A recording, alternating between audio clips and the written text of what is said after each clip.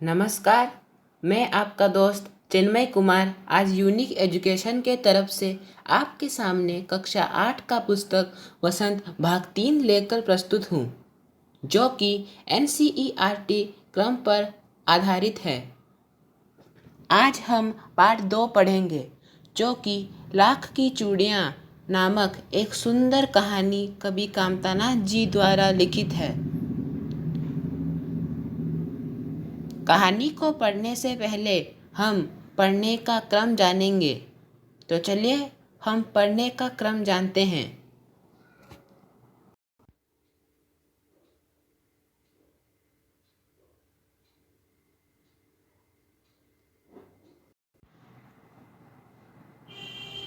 तो दोस्तों, ये रहा हमारा पढ़ने का क्रम। सर्वप्रथम हम कवि का परिचय जानेंगे, उसके बाद पाठ का परिचय, उसके बाद पाठ को हम पढ़ेंगे, उसके बाद पाठ का सार जानेंगे, अंत में हम प्रश्न अभ्यास करेंगे। तो चलिए सर्वप्रथम हम कवि का परिचय जानते हैं।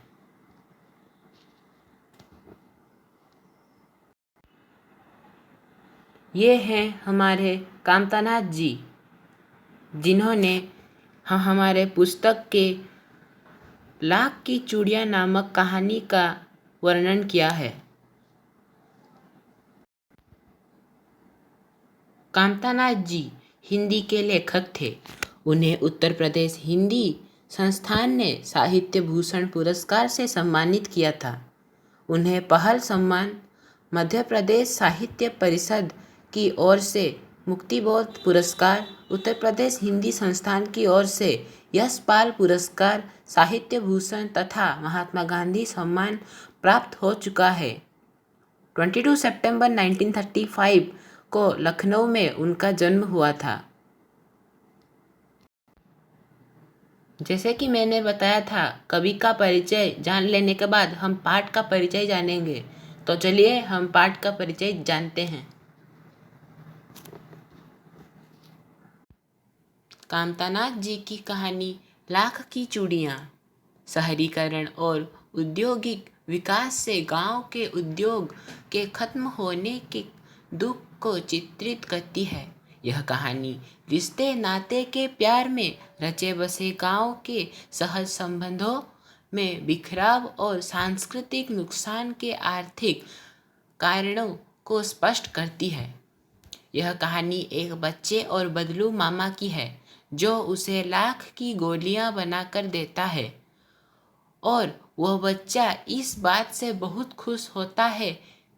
धीरे धीरे समय बीतता है और वह बच्चा बड़ा होने के बाद एक बार फिर गांव आता है और बदलू से मिलकर औपचारिक बात करते हुए उसे मालूम होता है कि गांव में लाख की चूड़ियाँ बनाने का कामकाज लगभग खत्म हो रहा है।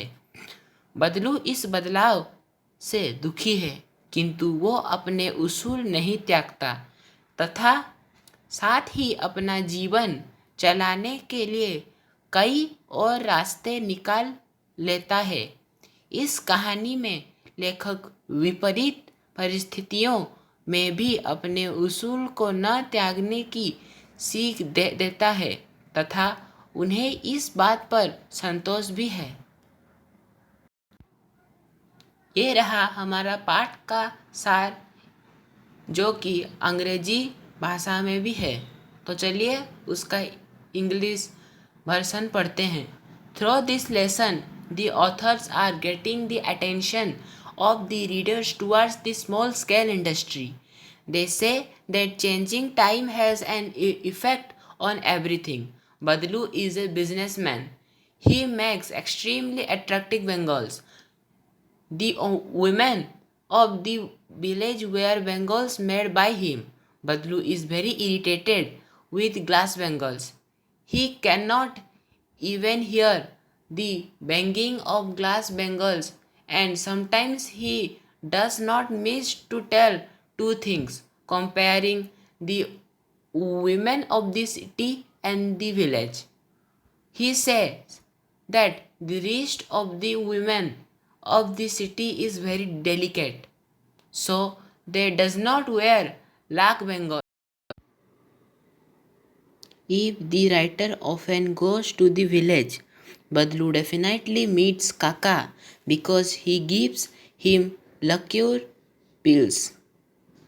But due to the change of his father, this time he comes to the village after long period. When he sees the women wearing glass bangles there, he misses the lacquer bangles. He goes to meet Badlu at his house. During the conversation, Badlu tells him that the lacquer bangles business has stopped due to coming of age, that is the modern age, and the circulation of glass bangles has increased. Through this text, the author has shown Badlu's temper, temperament, his straightness and humility. The loss of small-scale industry has been highlighted by the changes coming from the machine era. In the end, the author also believes that the arrival of glass bangles caused a lot of loss in business, but Badlu's personality was not as delicate as glass bangles, which would break easily. जैसे कि मैंने बताया था, पाठ का परिचय जानने के बाद हम पाठ को पढ़ेंगे। तो चलिए हम पाठ को पढ़ते हैं। लाख की चूड़ियाँ। सारे गांव में बदलू मुझे सबसे अच्छा आदमी लगता था, क्योंकि वह मुझे सुंदर सुंदर लाख की गोलियां बना कर देता था। मुझे अपने मामा के गांव जाने का सबसे बड़ा चाव यही था कि जब मैं वहां से लौटता था तो मेरे पास ढेर सारी गोलियां होती, वो भी रंग बिरंगी गोलियां जो किसी भी बच्चे का मन मोह लें। वैसे तो मेरे मामा के गांव का होने के कारण मुझे बदलू को बदलू मामा कहना चाहिए था, परंतु मैं उसे बदलू मामा ना कहकर बदलू काका कहा करता था, जैसा कि गांव के सभी बच्चे उसे कहा करते थे। बदलू का मकान कुछ ऊंचे पर बना था। मकान के सामने बड़ा सा सहन था, जिसमें एक पुराना नीम का वृक्ष लगा था। उसी के नीचे बैठकर बदलू अपना काम किया करता था। बगल में भट्टी दहकती रहती, जिसमें वह लाख पिघलाया करता। सामने एक लकड़ी की चौखट पड़ी रहती, जिस पर लाख मुलायम होने पर वह उसे सलाख के समान पतला करके चूड़ी का आकार देता। पास में 4-6 विभिन्न आकार की बेलनुमा मुंगेरियां रखी रहती, जो आगे से कुछ पतली और पीछे से मोटी होती। लाख की चूड़ी का आकार देकर वह उन्हें मुंगेरियों पर चढ़ाकर गोल और चिकना बनाता और तब एक एक कर पूरे हाथ की चूड़ियाँ बना चुकने के पश्चात वह उन पर रंग करता। बदलू यह कार्य सदा ही एक मचिए पर बैठकर किया करता था, जो बहुत ही पुराना थी। बगल में ही उसका हुक्का रखा रहता, जिसे वह बीच बीच में पीता रहता। गांव में मेरा दोपहर का समय अधिकतर बदलू के पास बीतता। वह मुझे लल्ला कहकर बुलाता और मेरे पहुंचते ही मेरे लिए तुरंत एक मचिए मंगा देता। मैं घंटों बैठे बैठे उसे इस प्रकार चूड़ियाँ बनाते देखता रहता। लगभग रोज़ ही वह 4-6 जोड़े चूड़ियाँ बनाता। पूरा जोड़ा बना लेने पर वह उसे बेलन पर चढ़ाकर कुछ क्षण चुपचाप देखता रहता, मानो वह बेलन न होकर किसी नववधू की कलाई हो। बदलू मनिहार था।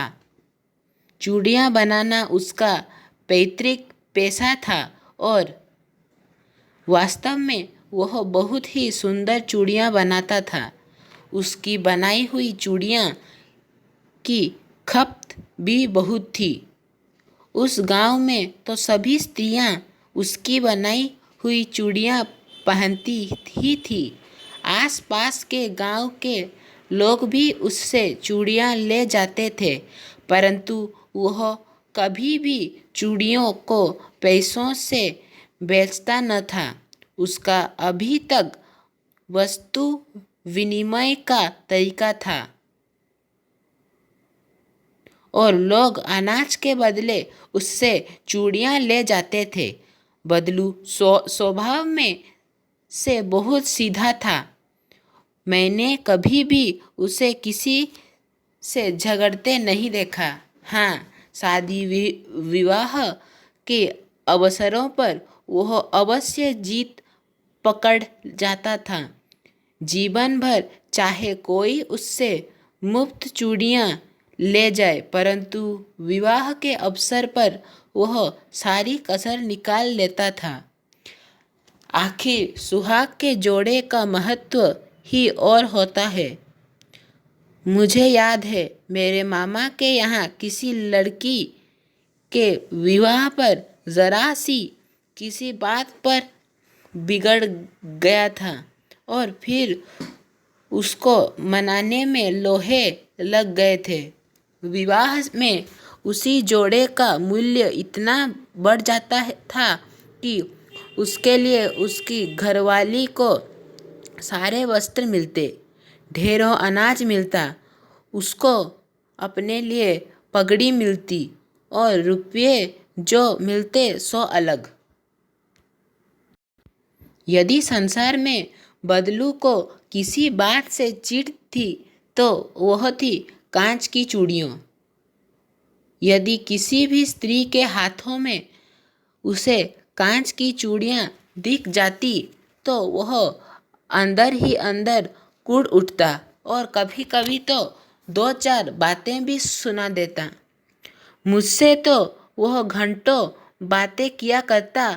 कभी कभी मेरी पढ़ाई के बारे में पूछता, कभी मेरे घर के बारे में और कभी यूं ही शहर के जीवन के बारे में। मैं उससे कहता कि शहर में सब कांच की चूड़ियाँ पहनते हैं, तो वह उत्तर देता, शहर की बात और है लल्ला, वहाँ तो सभी कुछ होता है।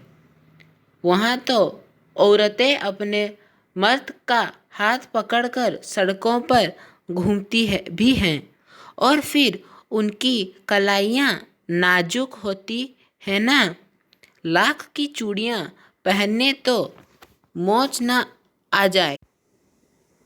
कभी कभी बदलू मेरी अच्छी खासी खातिर भी करता।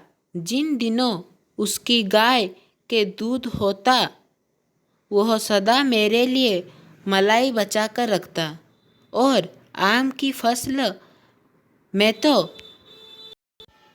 मैं रोज़ ही उसके यहाँ से दो चार आम खा आता।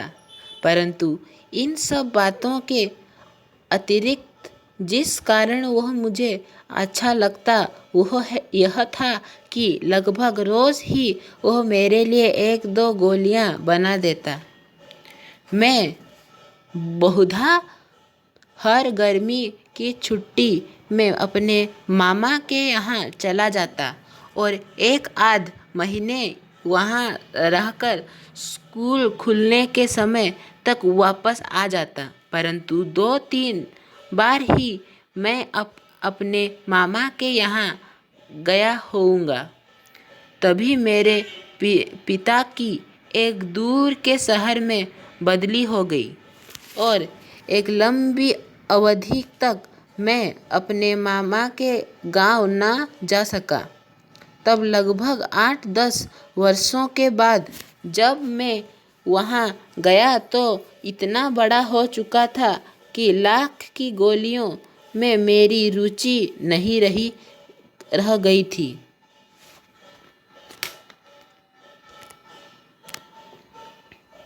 अतः गांव में होते हुए भी कई दिनों तक मुझे बदलू का ध्यान न आया। इस बीच मैंने देखा कि गांव में लगभग सभी स्त्रियां कांच की चूड़ियां पहने हैं। विरले विरले ही हाथों में मैंने लाख की चूड़ियां देखी। तब एक दिन सहसा मुझे बदलू का ध्यान हो आया। बात यह हुई कि बरसात में मेरे मामा की छोटी लड़की आंगन में फिसलकर गिर पड़ी और उसके हाथ की कांच की चूड़ी टूटकर उसकी कलाई में घुस गई और उससे खून बहने लगा। मेरे मामा उस समय घर पर न थे। मुझे ही उसकी मरम पट्टी करनी पड़ी। तभी सहसा मुझे बदलू का ध्यान हो आया और मैंने सोचा कि उससे मिल आऊं। अतः शाम को मैं घूमते घूमते उसके घर चला गया।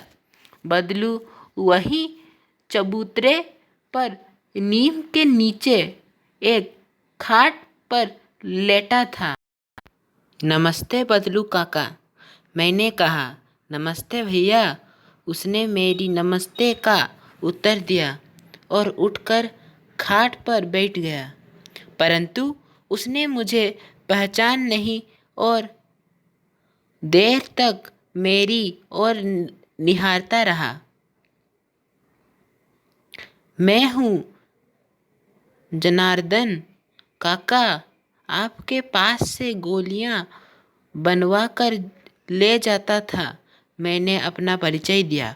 बदलू फिर भी चुप रहा, मानो वह अपने स्मृति पटल पर अतीत के चित्र उतार रहा हो। और तब वह एकदम बोल पड़ा, आओ आओ लल्ला, बैठो। बहुत दिन बाद गांव आए। हाँ, इधर आना नहीं हो सका काका, मैंने चारपाई पर बैठते हुए उत्तर दिया। कुछ देर फिर शांति रही। मैंने इधर इधर दृष्टि दौड़ाई। ना तो मुझे उसकी मच्छियाँ और ही नजर आई, ना ही भट्टी। आजकल काम नहीं करते काका, मैंने पूछा। नहीं लल्ला, काम तो कई साल से बंद है। मेरी बनाई हुई चूड़ियाँ कोई पूछे तब तो। गांव गांव में कांच का प्रचार हो गया है। वह कुछ देर चुप रहा, फिर बोला, मशीन युग है न यह लल्ला। आजकल सब काम मशीन से ही होता है। खेत भी मशीन से जोते जाते हैं और फिर जो सुंदरता कांच की चूड़ियाँ में होती है, लाख में कहाँ संभव है। लेकिन कांच बड़ा खतरनाक होता है, बड़ी जल्दी टूट जाता है। मैंने कहा, नाजुक तो फिर होता ही है लल्ला। कहते कहते उसे खांसी आ गई और वह देर तक खांसता रहा।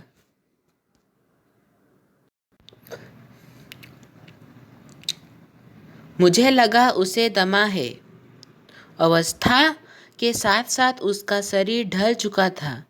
उसके हाथों पर और माथे पर नसें उभर आई थी।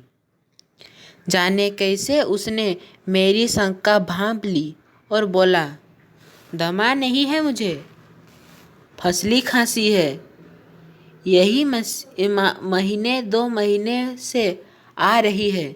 10-15 दिन में ठीक हो जाएगी। मैं चुप रहा। मुझे लगा उसके अंदर कोई बहुत बड़ी व्यथा छिपी है। मैं देर तक सोचता रहा कि इस मशीन युग ने कितने हाथ काट दिए हैं। कुछ देर फिर शांति रही। जो मुझे अच्छी नहीं लगी। आम की फसल अब कैसी है काका? कुछ देर पश्चात मैंने बात का विषय बदलते हुए पूछा।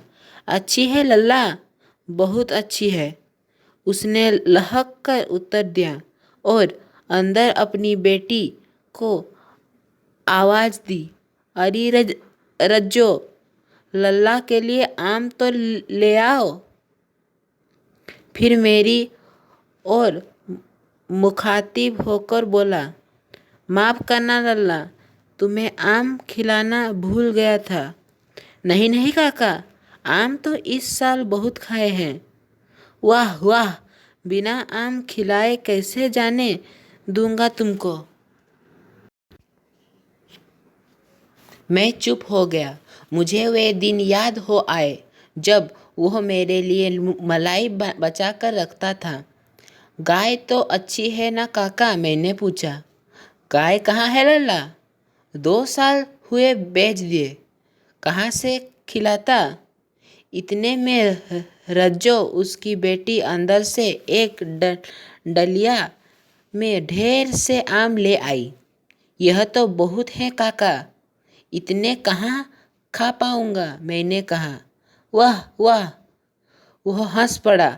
शहरी ठहरे ना, मैं तुम्हारी उम्र का था तो इसके चौगुने आम एक वक्त में खा जाता था। आप लोगों की बात और है, मैंने उत्तर दिया। अच्छा बेटी, लल्ला को 4-5 आम छांट कर दो, सुंदरी वाले देना। देखो लल्ला कैसा है, इस साल यह पेड़ तैयार हुआ है।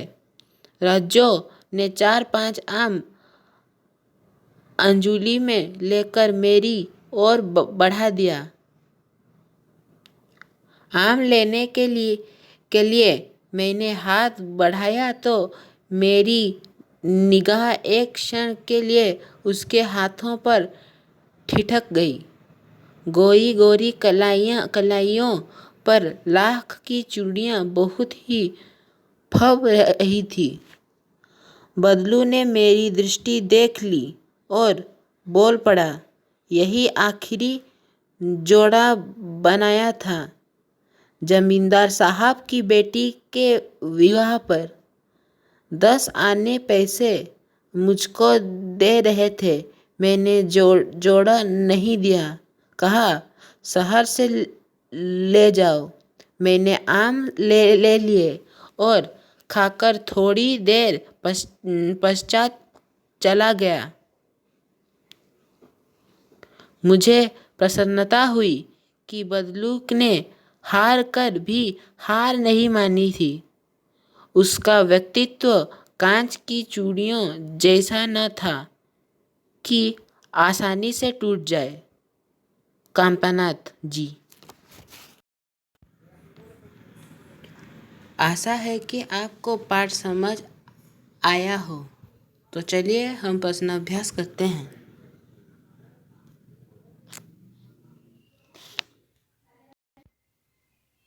तो चलिए शुरू करते हैं। क्वेश्चन आंसर, प्रश्न अभ्यास। प्रश्न 1, बचपन में लेखक अपने मामा के गांव चाव से क्यों जाता था और बदलू को बदलू मामा ना कहकर बदलू काका क्यों कहता था? उत्तर, बचपन में लेखक अपने मामा के गांव चाव से इसलिए जाता था क्योंकि वहाँ बदलू उसे लाख की गोलियां बनाकर देता था जो उसे पसंद थी। लेखक उसे बदलू मामा न कहकर बदलू काका इसलिए कहता था क्योंकि गांव के सभी बच्चे उसे बदलू काका कहते थे। वस्तु विनिमय क्या है? विनिमय की प्रचलित पद्धति क्या है? उत्तर, वस्तु विनिमय एक पुरानी व्यापार पद्धति है जिसमें वस्तु के बदले वस्तु दी जाती है। पुरानी समय में वस्तु के बदले पैसे का लेन देन नहीं होता था। आधुनिक व्यापार पद्धति में वस्तु के बदले धन का लेन देन होता है। मशीनी युग ने कितने हाथ काट दिए हैं। इस पंक्ति में लेखक ने किस व्यथा की ओर संकेत किया है। मशीनीकरण के कारण हस्तशिल्प पर बहुत बुरा प्रभाव पड़ा है। मशीनों के आ जाने से कई लोगों की आमदनी साधन न रहा, लोग बेरोजगार हो गए, पैतृक व्यवसाय बंद हो गया है। ऊपर लिखी गई पंक्ति बदलू की दशा की ओर संकेत करती है। लाख की चूड़ियों का व्यवसाय बंद हो गया। इसके जीवन पर बहुत प्रभाव पड़ा है। इसकी आर्थिक स्थिति और स्वास्थ्य बिगड़ गया। प्रश्न 4, बदलू के मन में ऐसी कौन सी व्यथा थी जो लेखक से छिपी न रह सकी। मशीनीकरण के आने तथा कांच की चूड़ियों के प्रचलन एवं गांव में औरतों के कांच की चूड़ियों के पहनने के कारण बदलू का व्यवसाय बिल्कुल बंद हो गया था। उसकी आर्थिक स्थिति भी खराब हो गई थी। अपना पैतृक काम खो देने की व्यथा लेखक ने से छिपी न सकी। मशीनी युग से बदलू के जीवन में क्या बदलाव आया। मशीनी युग के कारण बदलू का सुखी जीवन दुख में बदल गया था। गांव की सारी औरतें कांच की चूड़ियां पहनने लगी थी। बदलू की कला को अब कोई नहीं पूछता था। उसकी चूड़ियों की मांग अब नहीं रही थी। इसी कारण शादी ब्याह से मिलने वाला अनाज, कपड़े तथा अन्य उपहार उसे नहीं मिलते थे। उसकी आर्थिक हालत बिगड़ गई, जिससे उसके स्वास्थ्य पर भी बुरा असर पड़ा। यह है मैंने जो पढ़ा। कुछ और उत्तर।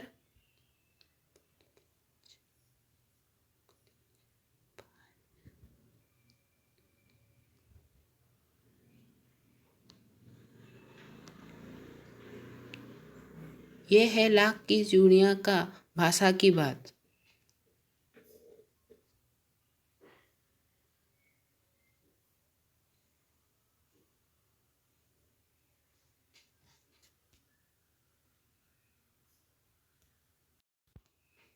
हमने पूरा पढ़ने का क्रम पूरा किया।